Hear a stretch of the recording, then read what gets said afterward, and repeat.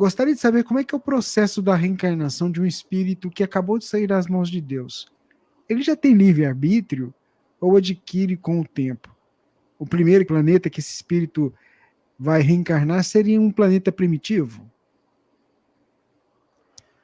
Vamos lá. Os espíritos, quando iniciam sua vida, não acabaram de sair das mãos de Deus. O que sai das mãos de Deus ainda nem espírito é. Por quê? Porque existe uma conceituação dentro da literatura espírita sobre o que seja espírito. Tudo para nós é princípio espiritual, tudo é princípio espiritual. Animais, plantas, homens, anjos, moléculas inorgânicas, isso tudo são princípios espirituais. E esse princípio espiritual ele vai evoluindo, passando pelas espécies, pelos reinos da natureza, ele vai aprendendo, vai desenvolvendo a inteligência, a capacidade de caçar, de se defender, de procurar alimento, de saber como cuidar das crias, como se reproduzir. Nossa, quando chega na condição hominal, já tem um acervo de conhecimento enorme do ponto de vista intelectual e instintivo, né? As primeiras encarnações do espírito, ou seja, daquele que alcançou a condição de espírito, porque a gente só vai chamar de espírito quando chega na condição do homem. Antes da condição do homem, nós não chamamos de espírito, chamamos de princípio inteligente. Então, quando você diz o espírito que acabou de sair das mãos de Deus, não é exatamente ainda um espírito.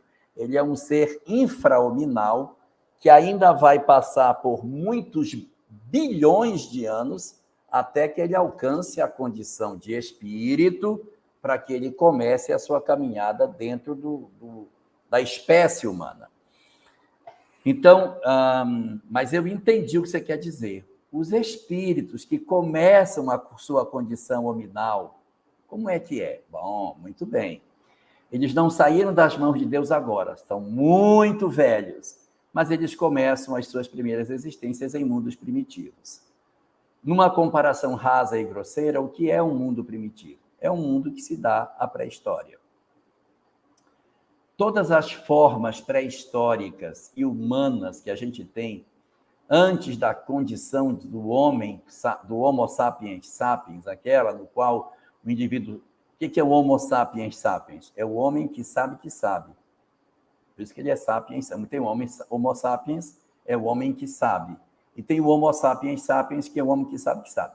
Então, quando chegamos na condição de Homo sapiens sapiens, nós já temos o início do nosso livre-arbítrio, que é muito pequenininho, porque a gente não sabe nem fazer o bem e nem sabe fazer o mal. Nós somos ainda muito ingênuos. Apesar da caminhada evolutiva, em termos de livre-arbítrio, é bem pequenino ainda. À medida que eu for evoluindo, o nosso livre-arbítrio vai crescendo. O livre-arbítrio cresce com a experiência. Espíritos iniciantes, livre-arbítrio pequeno. Espíritos que já viveram muito, livre-arbítrio maior. Agora, o fato de eu ter vivido muito e ter mais livre-arbítrio não significa que eu posso usar. Existem espíritos que já viveram muito, são muito inteligentes, poderiam fazer muita coisa, mas como não sabem usar o livre-arbítrio, que usam para o mal, eles, embora tenham, o livre-arbítrio está podado. Vou dar um exemplo prático. Eu tenho um filho de 15 anos que quer dirigir meu carro. Não pode. Você não pode. Você não tem livre-arbítrio para isso. Porque não pode dirigir, não tem carteira, não pode. Então, não tem livre-arbítrio. Mas eu posso ter um filho com 21 anos e papai, mas eu posso. Eu tenho carteira e tenho idade, eu posso. Ele disse, pode, você tem livre-arbítrio, tem carteira, tem documento, tem tudo.